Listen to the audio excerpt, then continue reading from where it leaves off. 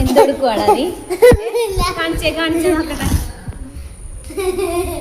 എന്താ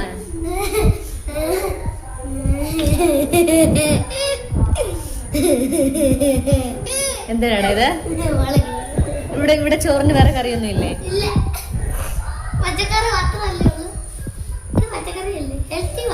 എന്ത് മുളക് ചേർത്തോ?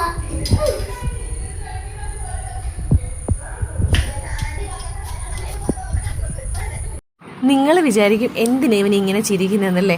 ഇവന് അടുക്കളയിൽ വന്ന് രഹസ്യമായിട്ട് അവന് ചോറ് കഴിക്കാനുള്ള കറി ഉണ്ടാക്കുമായിരുന്നു കേട്ടോ. ആരും അറിയാതെ വന്നിരിക്കുമെന്നേ.